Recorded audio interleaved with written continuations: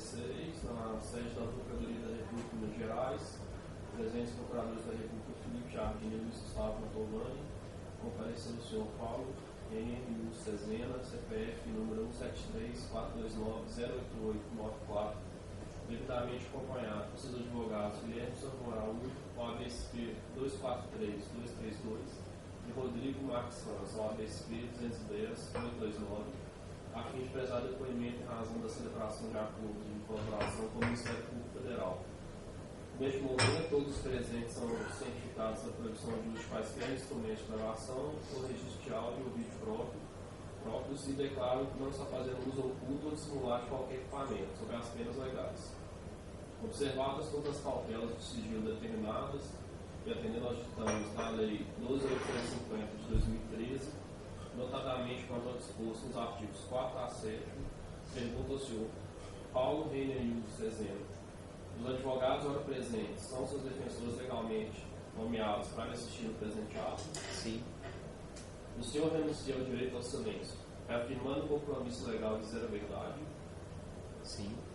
O senhor pretende colaborar de forma efetiva e voluntária com investigações e processos criminais nos termos firmados com o Ministério Público Federal? Sim. O senhor, junto de seus defensores, autoriza expressamente e está ciente do registro audiovisual do presente ato de colaboração? Sim. O senhor está ciente que os efeitos da colaboração premiada dependem de um ou mais dos resultados previstos no artigo 4º da Lei 12.850 de 2013? Sim.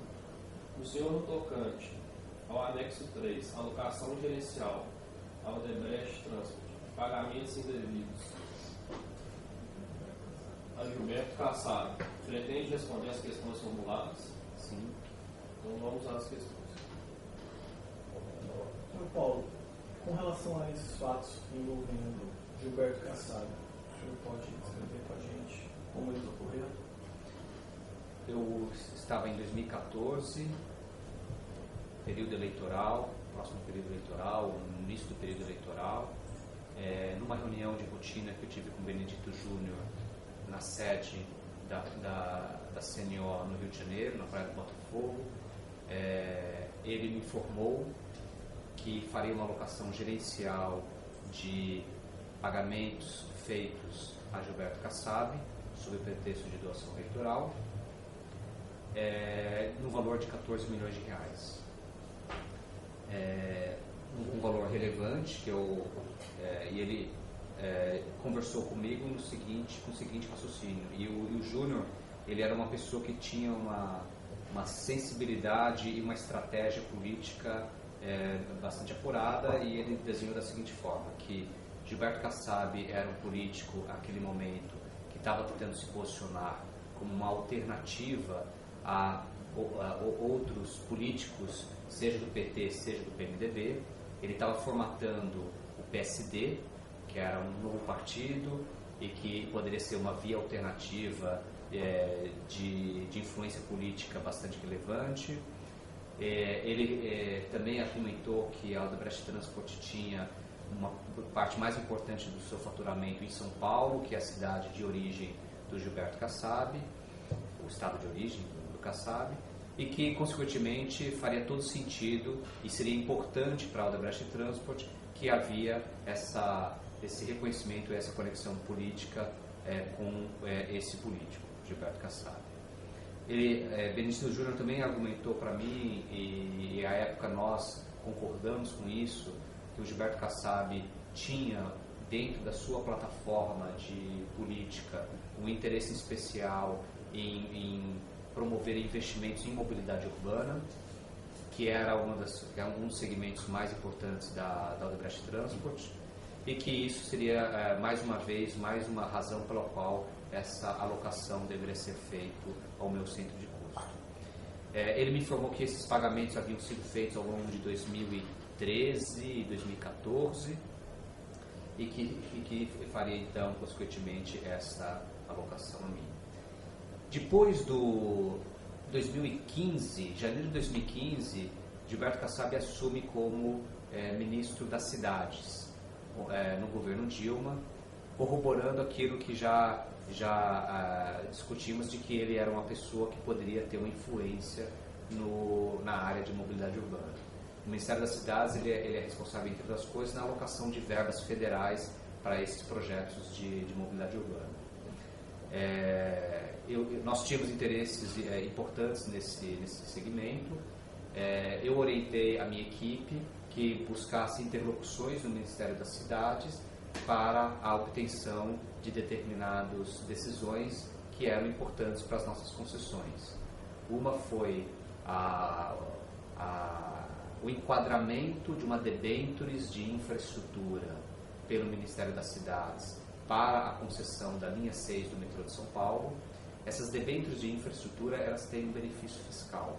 Para você fazer jus a emitir uma debênture de infraestrutura, você precisa que o Ministério enquadre e qualifique essa debêntures como beneficiária desse incentivo fiscal. Então, no caso específico dessas debêntures da linha 6, foi feita essa solicitação do Ministério das Cidades e obteve-se o enquadramento.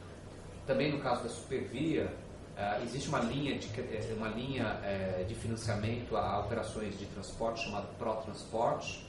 É uma linha que ela é também gerenciada e alocada pelo Ministério das Cidades. A Supervia fez um pleito de 450 milhões de reais de linha de crédito nesse programa de transporte, e isso também foi enquadrado e autorizado pelo Ministério das Cidades, ainda que a Supervia não tenha conseguido a liberação desses recursos, e aquela debêntures da linha 6 tampouco foi emitida até então. Então esse foi o contexto do meu relacionamento dessa questão da alocação gerencial. Só para complementar, esse contato com o Benedito Júnior, relatando esse pagamento, ocorreu quando? Isso ocorreu também naquela época, provavelmente entre abril e maio de 2014. Também no escritório dele? Isso, exatamente. Durante essa reunião, quem estava presente? Sempre eu e ele. Era aquela reunião, ele sentava na ponta da mesa, eu no outro lado, e eu ia passando os meus itens de atualização, e ele, ao final, sempre passava os itens de atualização. Ele aproveitava também para falar um pouco sobre qual é a visão dele do cenário político do Brasil. Quando ele conversou com o senhor em 2013, então os pagamentos já estavam sendo feitos? Quando ele falou em 2014, Desculpa, 2014. Isso, já tinham sido feitos. Parte dos pagamentos, ou todo o pagamento, a parte integral dos pagamentos. Ele falou o seguinte, ele falou assim: olha, Paulo, tem um programa aqui de 14 milhões de reais. Normalmente, o Júnior sempre falava assim, o valor total. Se havia parcelas mensais ou bimestrais, ou até quando, ele não entrava nesse nível de detalhe para mim. O que eu fiz posteriormente foi uma pesquisa no sistema Drausos, para efetivamente entender, porque à época ele falou assim: Paulo, vou fazer, existe esse programa, e esse programa, o codinome dele é Projeto. Eu me lembro dele ter falado Projeto, porque assim, é o projeto de formação e do PSD como uma grande alternativa a PMDB e PT. E aí eu verifiquei que esse terminologia Projeto havia pagamentos ao longo de 2013 e 2014. De acordo com as planilhas apresentadas como prova de corroboração, esses pagamentos foram feitos de forma esporádica, mas o último está registrado no mês de setembro de 2014, né? Já fora posteriormente a essa reunião, é isso? Sim. Então, essa é a terminologia que se usava. Tem um programa aí de 14 milhões de reais, certo? E eu normalmente não perguntava se ia ser mensal, bimestral, parará, porque aí eu sei que ele estava administrando isso juntamente com a área de operações estruturadas. Quem definia qual é o valor a ser feito essa contribuição? O Benedito Júnior.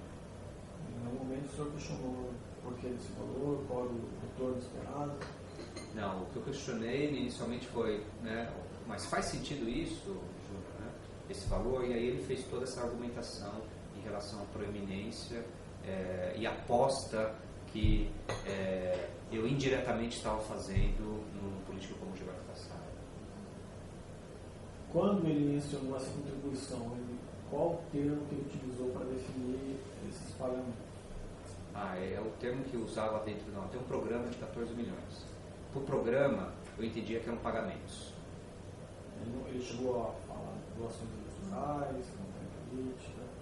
Olha, às vezes fala assim, um programa de campanha, certo? Mas não se usava muito a doação eleitoral, tudo, porque para mim já estava claro quando falava programa que era alguma coisa via Caixa 2 e consequentemente seria indevido. E isso realmente se concretizou, foram recursos extraídos do sistema de Caixa 2 da empresa. Correto. Muitos desses pagamentos foram feitos no ano de 2013, quando não houve não era período eleitoral. O senhor chegou a tomar conhecimento a respeito da destinação desses valores? Não, nunca tive a destinação específica. O que o Júnior me explicou era que assim, era o projeto de formação do PSD. Então ele falava que era um projeto nacional, que tinha que estruturar diretórios em vários estados, tinha que montar uma estrutura partidária para isso. Quem teve conhecimento a respeito da forma de operacionalização desses pagamentos? Eu entendo que foi o Paulo Quaresma, o Júnior havia solicitado já Paulo Quaresma que fizesse. Então, como foi feito, onde foi feito, a forma de pagamento foi operacionalizada pelo Paulo Quaresma. Isso? Em algumas das planilhas aqui mencionadas na história de corporação, existe aqui menção ao contato Paulo Henrique Quaresma. Seria isso, né? Isso, o Paulo Quaresma, ele, antes de estar ligado a mim, ele foi diretor financeiro e de RH da construtora, ligado ao Júnior. Então eu convencionei com o Júnior. O Paulo Quaresma começou a trabalhar comigo, eu acho que foi em 2013. E eu convencionei com ele que ele continuaria a apoiar a Benedito Júnior em alguns temas. Principalmente, o que eu notava temas, às vezes, relacionados a São Paulo. O Júnior ficava muito no Rio, o Paulo Quaresma em São Paulo. Então eu notava que às vezes, o Paulo ajudava nesse sentido. Mas o Paulo ele estava relacionado ao setor de operações estruturadas? Não. O papel dele, ele era naquele momento ele era o diretor de recursos humanos da Odebrecht Transport. O papel que ele fazia era assim, o Júnior pedia, olha Paulo, tem esse programa aqui e tem que procurar essas pessoas, tem que informar a equipe de Gilberto Silva que tem esse programa com esses pagamentos aqui nessa frequência para tal pessoa de contato. E aí o Paulo Quaresma era uma espécie de um menino de recado para a equipe de Gilberto Silva nisso. E então, posteriormente, existia essa participação também do Gilberto Silva na operacionalização desses pagamentos, né? Na definição da forma, dos valores. Na planilha é mencionado projeto e quer. O codinome é projeto, mas a obra de referência, né, seria projeto e quer. Tem alguma referência? Não entendi o que se trata disso. Não diz nada específico.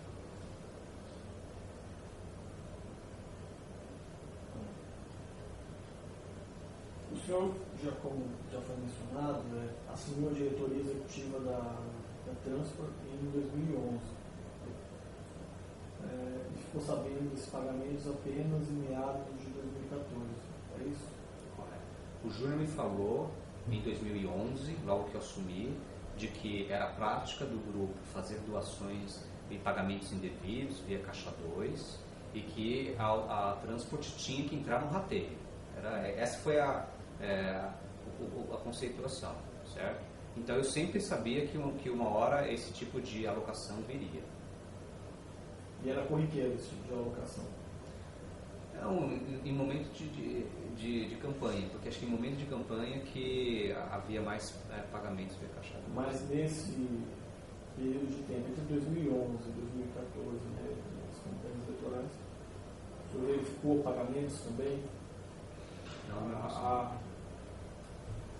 Posteriormente, a existência de pagamentos também nesse período, por conta do sistema de Caixa 2 da empresa? O que eu identifiquei foram quando eu fiz depois, nesse ambiente de colaboração, muita colaboração, eu fiz uma pesquisa no sistema Drauzes, identifiquei temas ligados ao OTP ou alocados ao OTP que nunca foram do meu conhecimento. O senhor sabe como foram operacionalizados os pagamentos antes e depois do seu conhecimento? Como foram operacionalizados? Isso. O que eu sei conceitualmente era isso, como é que funcionava. Havia uma programação financeira, tinha que se mandar um e-mail para o Biraci. O Biraci, Isaías Biraci. Ele era a pessoa que tabulava todas as solicitações de pagamento via Caixa 2 e colocava uma espécie de uma programação financeira. Então ele e o Biraci mandava lá para a equipe de Gilberto Silva.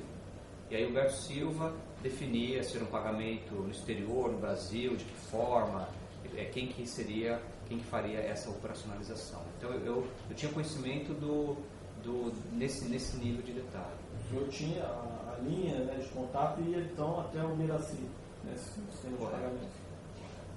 A partir daí entrava na gestão de quem? Gilberto Silva. Gilberto Silva. E quem fazia esse contato direto com o Biraci? Depende de caso a caso. Havia situações onde, por exemplo, então, quando o Paulo Quaresma era demandado por Benedito Júnior para ajudá-lo na operacionalização, Paulo Quaresma ele informava o Biraci para que entrasse isso na programação financeira e acionava Gilberto Silva. Quando o Gilberto Silva era acionado, ele provavelmente checava, ou alguém da equipe do Gilberto Silva, se aquilo estava na programação financeira que o Biraci havia feito. O senhor fazia contato com o Biraci também? Eu fiz contato em outra situação onde um subordinado meu me solicitou autorização para fazer o pagamento através de Caixa 2.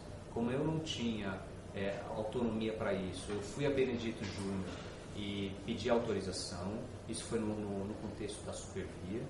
Então o que eu faço? Eu volto, mando um e-mail para... Eu aviso o Carlos José, que era o meu subordinado, que estava autorizado. Carlos José manda um e-mail para o Biraci com cópia para mim e eu respondo dando ok. Nesse contexto dos pagamentos feitos direcionados a Gilberto Kassab, o senhor fez esse tipo de operacionalização? Não tem. Porque aí foi a alocação. O Júnior falou assim: olha, já existe esse programa, certo? Vai ser alocado em você. Com relação às contrapartidas, nesse relacionamento entre Transporte Odebrecht e Gilberto Kassab, especialmente com relação ao Ministério dos Transportes, como essas operações chegaram a ser concretizadas, qual é o impacto dessas operações para a Transporte? Tá, então vamos caso a caso. Essas operações, por exemplo, uma emissão de debêntures para a concessionária da linha 6, ela requer várias fases. A primeira fase é o enquadramento, como um debêntures incentivado. Mas existem várias outras fases, como a estruturação das debêntures e chegando até a emissão. Nós, no caso da linha 6, conseguimos só chegar na primeira fase. As outras fases subsequentes não foram alcançadas porque o próprio projeto da linha 6, a PPP da linha 6, está interrompida, as obras estão interrompidas por falta de financiamento. Então, foi um marco importante, mas não suficiente. No caso da Supervia, são as seguintes fases. Você consegue o enquadramento no pró-transporte, mas depois a Caixa Econômica Federal tem que fazer uma avaliação de crédito da tomadora, no caso a Supervia. Então nós conseguimos a primeira fase e não superamos ainda a segunda fase, que é a avaliação de crédito. Então nenhuma das duas transações chegaram nos seus objetivos. São transações importantes, eu acho que para os respectivos planos de negócio são essenciais, mas em função de toda a crise que está se passando, não se conseguiu a conclusão. Mas ainda estão em andamento. No caso as duas estão congeladas, porque no caso da linha 6, que é uma PPP, a própria para você emitir as debêntures de infraestrutura, primeiro você tem que obter o financiamento de longo prazo no BNDES. E a discussão de financiamento de longo prazo no BNDES está paralisada por conta de toda essa questão do tema do Lava Jato. E no caso da Supervia, como não houve aprovação de crédito da Caixa Econômica Federal, a operação também está suspensa. Nesse andamento, né, desses projetos, tanto na emissão de debêntures quanto no financiamento da Supervia, o senhor mencionou que existia a necessidade de um enquadramento, né, que foram obtidos nas duas. Perfeito. Esse enquadramento é uma decisão política? É uma decisão política associada a uma argumentação técnica, certo? Então, por exemplo, no caso por que uma decisão política? O financiamento para uma obra de metrô em São Paulo. Todo mundo sabe e se queixa muito que lá em São Paulo as obras de metrô são muito lentas. Então, quando se dá um enquadramento para uma emissão de debêntures, é sinal de que a obra vai conseguir ser implementada e assegurar a abertura da linha de metrô o quanto antes possível. No caso do Rio de Janeiro, esses recursos são para melhorar o sistema ferroviário. O sistema ferroviário é sempre muito criticado, né? Os governadores sempre foram muito criticados pela situação do sistema ferroviário.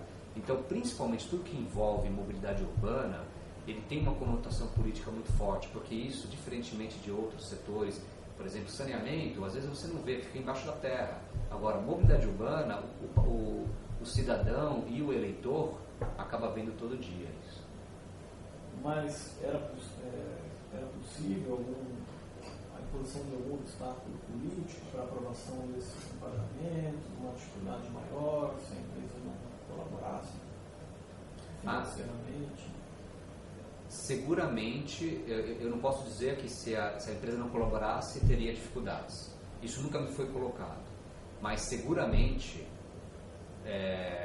por decisão política, simplesmente política, ainda que tivesse toda a sustentação técnica, por mera decisão política, essas decisões poderiam não acontecer. Então é uma política da empresa, contribuição a favor de pessoas na área política que pudessem colaborar em favor dos interesses da empresa assim que necessitado. Correto. Nesse documento de corroboração aqui, 3A, existe a portaria 442 de 2015. O que se pretende comprovar com esse documento? Essa foi a portaria do enquadramento das debêntures incentivadas para a linha 6. Ou seja, a concessionária, com essa portaria, teria autorização para emitir uma debêntures que teria redução de imposto de renda, e isso viabilizaria parte do projeto de implantação do metrô linha 6. Se houvesse a aprovação do financiamento do BNDES, que não está sob a gestão do Ministério das Cidades, está sob outra gestão, a combinação do financiamento do BNDES com essas debêntures resolveria a implementação do metrô linha 6 e seria uma linha que estaria aberta agora em 2021, a ponto do próximo governador, que o governador que fosse eleito em 2018 poderia inaugurar essas estações. O senhor sabe dizer se houve uma celeridade na publicação dessa portaria, aprovação desse enquadramento? Não houve celeridade extraordinária, mas o mais importante é que não houve dificuldades extraordinárias. Para o valor da obra, qual a contribuição dessa aprovação para a elevação dos lucros, para os custos? Isso aqui é essencial. Essa emissão é uma emissão de debêntures de R$1 bilhão. Então, não é porque isso aí aumentaria o lucro. Isso aí, na verdade, é o seguinte: evita a necessidade de você ter que aportar recursos próprios no montante de R$1 bilhão. Esse projeto da linha 6 demanda já, mais ou menos, quase R$2 bilhões de recursos próprios dos acionistas. Se não houvesse essa emissão de debêntures, o 2 bilhões viraria 3 bilhões de reais. É um incremento aí de Então é um valor extremamente significativo na parte de investimento da empresa. Com certeza. Com Na certeza. recepção dessa obra. Exatamente. Com relação ao documento 3B, documento de corroboração, e-mails trocados com o setor GESAN da Caixa Econômica Federal. Qual a finalidade desse documento? Aqui é para confirmar que houve um enquadramento no Protransporte pelo Ministério das Cidades, então de forma que a Supervia poderia então apresentar à área de crédito do BNDES da Caixa Econômica Federal a solicitação por uma linha de crédito de 450 milhões de reais dentro desse programa Protransporte. Essa linha do Protransporte, ainda que seja uma linha liberada pela Caixa Econômica Federal, sem o enquadramento do Ministério das Cidades, não é possível isso obter. Esse enquadramento foi feito através de portaria também? Não, aí foi mais não se dá através de portaria, e sim mais por regulação interna lá entre cidades. Mas o documento oficial de enquadramento do Ministério da Cidade é feito como? Eu entendo que há um encaminhamento do Ministério das Cidades à Caixa Econômica Federal, dizendo que então, é um documento interno entre eles, que o acesso à informação que nós temos é através da Caixa Econômica. Mas o senhor não teve acesso a esse documento? Não tive acesso ao documento interno. Na Supervia, qual é a importância desse financiamento, desse projeto para a execução da obra também? Não, é essencial. Na verdade, a Supervia é uma operação é o sistema de trens urbanos do Rio de Janeiro, é uma malha de 300 quilômetros, mais de 100 estações, e é uma infraestrutura muito degradada, porque durante muitos anos não foram feitos investimentos. Então, esses 450 milhões de reais são essenciais para que a concessionária conseguisse manter os investimentos para reduzir problemas de segurança, aumentar o conforto, aumentar o volume de trens circulando e a redução de quebras nos trens. Esse valor do financiamento era o valor integral das obras? Ou a empresa iria aportar recursos também? A empresa aportou, já havia aportado recursos na ordem de cerca de 600 milhões de reais. E uma concessionária, na verdade, todo ano ela tem investimentos a fazer. Normalmente ela tem investimentos de cerca de 150 milhões de reais por ano. Então, mais ou menos isso aí daria um fôlego para a empresa investir nos próximos 3 anos. Nas várias coisas, desde reforma de estação até melhoria nos sistemas de trens. Quanto ao documento 3C, relacionados referente à planilha extraída do sistema grau, o senhor obteve essa planilha posteriormente, então? Sim, foi dentro do esforço no âmbito da colaboração, de buscar evidência. Aqui dentro do documento é mencionado no e-mail, né? Tulia, Tuxil, Waterloo, o senhor sabe a quem se refere? Não tenho conhecimento. Não tem. Em alguns momentos, nos e-mails, né, que antecedem as planilhas, o destinatário é tratado como FM e o signatário é LT. O senhor pode... FM pode ser que seja Fernando Migliaccio. LT, que é Luiz Eduardo Soares. Aí eu não saberia dizer. Essas pessoas que o senhor mencionou, embora não tenha certeza, trabalhavam no setor de operações estruturadas. Fernando Migliaccio, sim, e Luiz Eduardo também trabalhava. LT Lúcia Tavares. Deve ser Lúcia Tavares, né? Porque pode ser. Que também trabalhava. Feminino. Então pronto. Acho que... Qual era o papel dessas duas pessoas? Eu não entendia como que era a distribuição interna de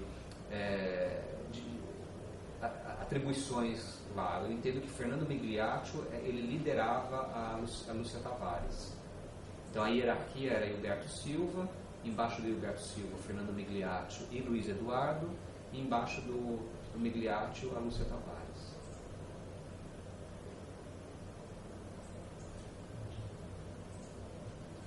além desses documentos apresentados, o senhor tem conhecimento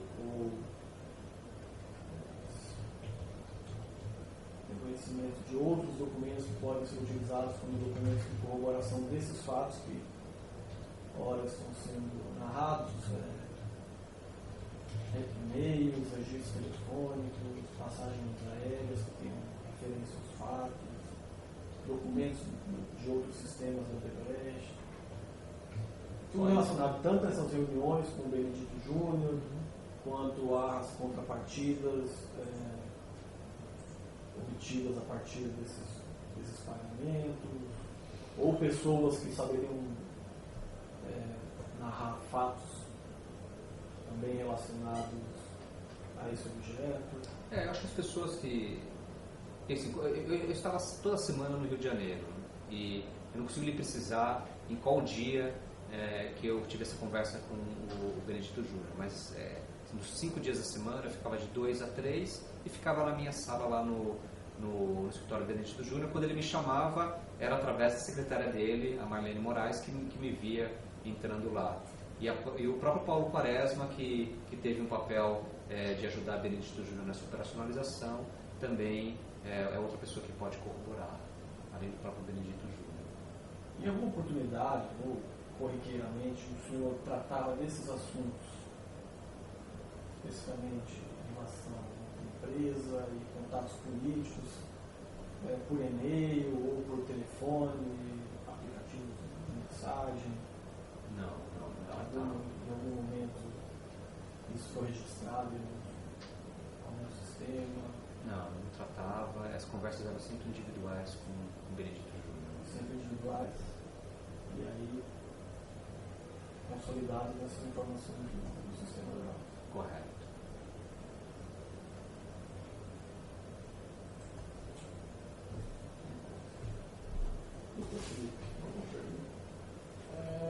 O senhor tinha acesso ao sistema MyWebDay? Não, pelo meu nível eu não tinha, porque eu não... as aprovações de pagamentos ordinários, por exemplo, passagens aéreas, táxi, isso tudo é através do sistema Oracle. Então eu não tinha, não usava o MyWebDay. E na época, quando foi diretor financeiro, também não tinha acesso a nenhum desses sistemas? Eu não tinha acesso. Pode ser que eu tinha um login, mas não tinha a necessidade de utilizar. O sistema MyWebDay isso eu tinha conhecimento como diretor financeiro, ele era utilizado para fazer a contabilização, a contabilidade e a tesouraria, além do sistema de folha de pagamento, tudo. Então eram os níveis mais operacionais que lidavam com esse sistema. E o uso para fins de atividade ilícita por meio desse sistema, você não tem conhecimento como era operado o sistema nesse desiderado? Não, eu nunca tive conhecimento. Doutor, você queria fazer uma pergunta? Não, senhor.